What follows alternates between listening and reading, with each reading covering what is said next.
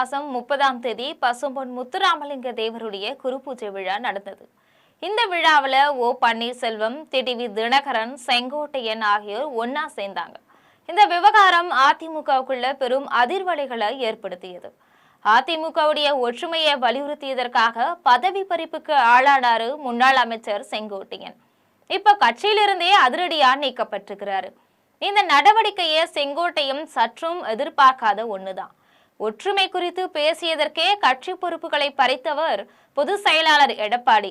அதோட கட்சியிலிருந்து ஒதுக்கப்பட்ட OPS, டிடிவி தினகரன் ஆகியோரோட கைகோத்தா தனக்கு எதிராக என்ன நடவடிக்கை எடுப்பார் என்பது செங்கோட்டையனுக்கு நல்லாவே தெரியுது. அதுதான் இப்ப நடந்திருக்கு இல்லையா? அக்டோபர் 30 பசுமொன்ல OPS அதிமுகவில் பிரிந்திருக்கும் சக்திகளாகிய நாங்கள் அனைவரும் ஒரே குடையின் கீழே இணைஞ்சு அனைவரும் ஒருங்கிணைந்து 2026 அதிமுக ஆட்சியை மீண்டும் அமைக்க வேண்டும் என்று முத்துராமலிங்க தேவரின் சன்னதியில சபதம் எடுத்திருக்கிறோம். திமுக ஆட்சியை வீட்டுக்கு அனுப்பும் வகையில எங்களுடைய ஒருங்கிணைப்பு இருக்கும்னு சொன்னாரு. அதே மாதிரி அமமுக பொதுச் செயலாளர் டிடிவி தினகரன் துரோகத்தை வீழ்த்தி மீண்டும் அதிமுக ஆட்சியை கொண்டு வர ஜெயலலிதாவின் தொண்டர்கள் அனைவரையும் ஒன்றிணைக்க பன்னீர்செல்வமும் செங்கோட்டையனும் எங்களுடன் கரம் கோர்த்திருக்கிறாங்க. நாங்க இணைஞ்சு தேர்தல் களத்துல பணியாற்ற இருக்கிறோம் அப்படின்னு குறிப்பிட்டிருந்தாரு.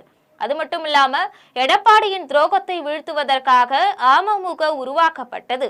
அமமுகவுக்கு அதிமுக எதிரி கிடையாது. திமுகவும் எடப்பாடியும் தான் எதிரி. தென் தமிழகத்துக்கு விருந்தினரா கொங்கு நாட்டை சேர்ந்த அதிமுகவின் மூத்த நிர்வாகி செங்கோட்டையன் வந்திருக்கிறாரு அப்படின்னு சொன்னாரு.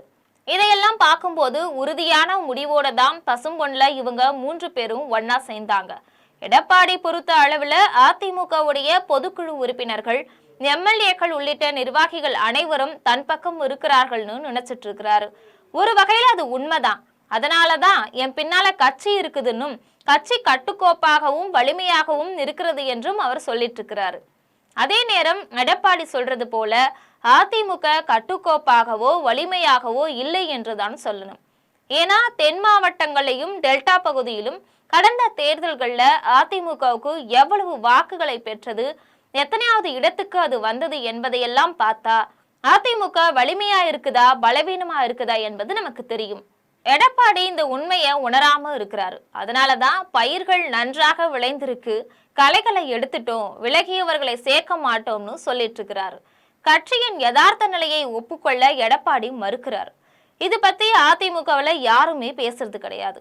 இதை பத்தி செங்கோட்டையன் மட்டுமே பேசினாரு. கட்சியின் ஒற்றுமை குறித்து 6 முன்னாள் அமைச்சர்கள் சென்று எடப்பாடியை சந்தித்து பேசணும்னு வெளிப்படையா அவர் சொன்னாரு. அவரோடு சென்ற மற்ற 5 முன்னாள் அமைச்சர்களோ அந்த சந்திப்பு குறித்து வாயே திறக்கல. செங்கோட்டையன் வெளிப்படையா பேசிய விவகாரம் கட்சி விரோத நடவடிக்கையா கருதப்பட்டு அவருடைய பதவியை எடப்பாடி பறிச்சிட்டாரு. அதன் பிறகுதான் மத்திய அமைச்சர்கள் நிர்மலா சீதாராமனையும் அமித்ஷாவையும் செங்கோட்டையன் சந்திச்சாரு. அதை வச்சுதான் அதிமுகவை பாஜக கூட்டணிக்கு கொண்டு வந்தது. அதன் பிறகு செங்கோட்டையனை பாஜக ஊக்குவிக்கல. செங்கோட்டையன் கட்சியிலிருந்து தனிமைப்படுத்தப்பட்டார். அதன் பிறகு கட்சியிலிருந்து ஒதுக்கப்பட்ட தலைவர்களை சந்திக்க முடிவு செஞ்சு பன்னீர்செல்வத்தை சந்தித்து பேசி பசும்பொன் முத்துராமலிங்க தேவர் குரு பூஜைக்கு பன்னீர்செல்வமும் செங்கோட்டையனும் ஒன்னா போனாங்க. இவங்க இருவர் கூடவும் தினகரனும் சேர்ந்து மூவருமா முத்துராமலிங்க தேவருக்கு மரியாதை செலுத்தினாங்க. குரு பூஜையை ஒரு முக்கிய சந்தர்ப்பமாக கருதித்தான், ஒரு முடிவை எடுத்துதான் அவங்க பசும்பொன்ல ஒன்னு சேர்ந்திருக்கிறாங்க. எடப்பாடி பொறுத்த வரைக்கும் தனக்கு பின்னால தான் ஒட்டுமொத்த கட்சியும் இருக்கிறது, தான் என்ன முடிவெடுத்தாலும் யாரும் கேள்வி கேட்க மாட்டாங்க என்று நினைக்கிறார். எடப்பாடி கையெழுத்து போட்டாதான் கட்சி சின்னம் கிடைக்கும். அது அவருக்கு ஒரு பலம். அதோட ஒன்றிய செயலாளர், வட்ட செயலாளர், பகுதி செயலாளர் போன்ற நிர்வாகிகள் எல்லாருமே எடப்பாடி பழனிசாமி பக்கம் நிற்கிறாங்க. காரணம், தேர்தல் என்பது அனைவரிடமும் பணம் விளையாடும் நேரம். அதனால இந்த நேரத்துல கட்சி தலைமைக்கு எதிராக யாரும் குரல் கொடுக்க மாட்டாங்க. அதனால ஒட்டுமொத்த கட்சியும் தன் பின்னால் இருப்பதாக அவர் நினைக்கிறாரு. ஆனா அதிமுக நிர்வாகிகள் மத்தியில கடும் புகைச்சல் இருக்கு. பாஜகவுடன் கூட்டணி வச்சது பாதி பேருக்கு பிடிக்கல. வேற வழி இல்லாம அவங்க அமைதியா இருக்கிறாங்க.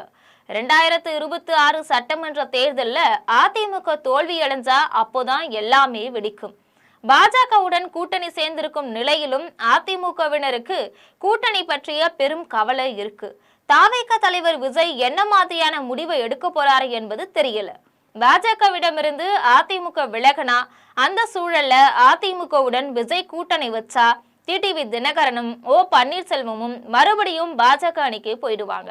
அதிமுகவும் பாஜகவும் ஓர் அணியில இருந்து விஜய் தனியா இருந்தா விஜயுடன் கூட்டணி சேர ஓபிஎஸ் உள்ளிட்ட மூவரும் முயல்வாங்க. ஓபிஎஸ், தினகரன், செங்கோட்டையன் மூவரும் திமுக சார்புடைய நிலையில இருக்கிறாங்க என்ற கருத்து இப்போ நிலவிட்டு இருக்கு. அதுக்கு சில உதாரணமும் இருக்கு. கரூர் விவகாரத்துல திமுக அரசை விட்டு கொடுக்காம தினகரன் பேசினாரு.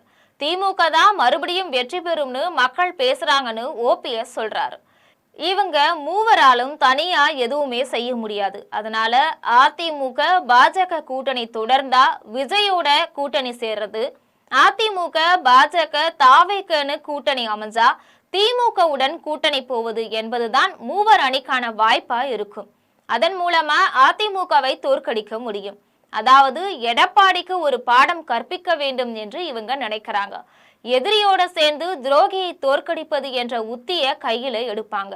ஒட்டு மொத்தத்துல விஜய் எதை நோக்கி நகரப் போகிறார் என்பதை பொறுத்துதான் மூவர் அணியின் கூட்டணி நகர்வும் இருக்கும். ஒருவேளை இவங்க திமுகவோட கூட்டணிக்கு போனா அது எடப்பாடி பழனிசாமிக்கு மிகவும் சௌகரியமா இருக்கும். திமுகவின் பி டீம் ஆகிவிட்டார்கள், புரட்சி தலைவர் புரட்சி தலைவியின் பாதையிலிருந்து விலகிவிட்டார்கள்னு எடப்பாடி விமர்சிப்பாரு. அப்ப மூவர் அணியில இருக்கக்கூடிய அதிமுக தொண்டர்களும் எம்ஜிஆருடைய விசுவாசிகளும் ஜெயலலிதாவின் விசுவாசிகளும் திமுகவுடன் மூவர் அணி சேருவதை எப்படி விரும்புவார்கள் என்று தெரியவில்லை. இதுல சசிகலா என்ன முடிவு எடுக்க போறாங்க என்பதையும் பார்க்க வேண்டும். ஓபிஎஸ், டிடிவி தினகரன், சசிகலா ஆகியோருக்கு தென் மாவட்டங்கள்ல ஆதரவு இருக்கு. ஏற்கனவே வன்னியர்களுக்கு 10.5% உள் ஒதுக்கீடு கொடுத்ததன் மூலமா தென் மாவட்டங்கள்ல பல சமூகங்களை எடப்பாடி பழனிசாமி பகச்சுக்கிட்டாரு. குறிப்பா முக்குளத்தோர் சமூகம் அவருக்கு எதிராக திரும்பிடுச்சு. அந்த இடஒதுக்கீட்டின் மூலம் முக்குளத்தோருக்கான கல்வி, வேலை வாய்ப்புகள் பறிப்பது போல அந்த நடவடிக்கை ஆயிடுச்சு. அது மட்டும் இல்லாம டிடிவி தினகரன், ஓபிஎஸ், சசிகலா ஆகிய முக்குளத்தோர் சமூகத்தை சேர்ந்தவங்களை அதிமுகவை விட்டு வெளியேற்றினார். அதனால அந்த சமூகத்தின் மக்கள் எடப்பாடிக்கு எதிராக திரும்பினாங்க. சட்டமன்ற தேர்தலுக்கு சில மாதங்களே இருக்கு. இந்த சூழல்ல முத்துராமலிங்க தேவர் குரு பூஜைய தங்களுக்கு சாதகமான சில நடவடிக்கைகளை எடுக்கிறதுக்கு மூவர் அணி பயன்படுத்திக்கிச்சு. இப்போ இரு தரப்பும் பலமா இருக்கிறத பார்க்கலாம். அதாவது ஓ பன்னீர்செல்வம், டிடிவி தினகரன், செங்கோட்டையன் ஆகியோர் ஒரு புறம் இருக்கிறாங்க. இதுல சசிகலாவும் சேர்ந்து கொள்ளலாம். இன்னொரு புறம் கட்சியை தன்னுடைய கையில வச்சிருக்கக்கூடிய எடப்பாடி இருக்கிறாரு. தேர்தல் வரை யாரும் அவரை விட்டு போக மாட்டாங்க. இப்போ செங்கோட்டையனை கட்சியிலிருந்து நீக்கிட்டாங்க. இனி என்ன நடக்க போகிறது என்பதுதான் முக்கியமானது.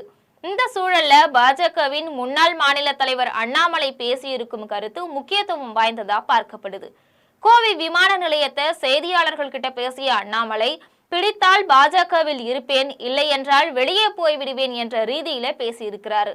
பாஜகவிலிருந்து அண்ணாமலை வெளியே வருவதற்கும் தேர்தல் நெருங்கும் வேளையில் ஓபிஎஸ், டிடிவி தினகரன், செங்கோட்டையன் ஆகியோருடன் சேர்ந்து ஒரு அணி அமைக்கவும் வாய்ப்பு இருக்கு. தினகரனுக்கு எடப்பாடி எப்படி எதிரியோ அதே போலத்தான் அண்ணாமலைக்கும் எடப்பாடி எதிரி. அதனால எடப்பாடி பழனிசாமியை வீழ்த்த வேண்டும் என்று ஓபிஎஸ், டிடிவி தினகரன், செங்கோட்டையன், அண்ணாமலை ஆகியோர் கூட்டணி சேர வாய்ப்பு இருக்கு. விஜய் என்ன முடிவு எடுக்க போகிறார் என்பது இதுல முக்கியமானது. இப்படி அதிமுக சிதைந்து போயிருப்பது ஸ்டாலினுக்கு வசதியா போயிடுச்சு. அது எப்படின்னா, திமுக ஆட்சியில இருந்தா அடுத்த முறை ஆட்சிக்கு வந்ததில்லை. இதை 2026 சட்டமன்ற தேர்தல்ல ஸ்டாலின் முறியடிக்க அதிக வாய்ப்பு இருக்கு. செங்கோட்டையன், ஓபிஎஸ், டிடிவி அண்ணாமலையுடன் சேர்வார்களா, விஜயுடன் கைகோர்ப்பார்களா?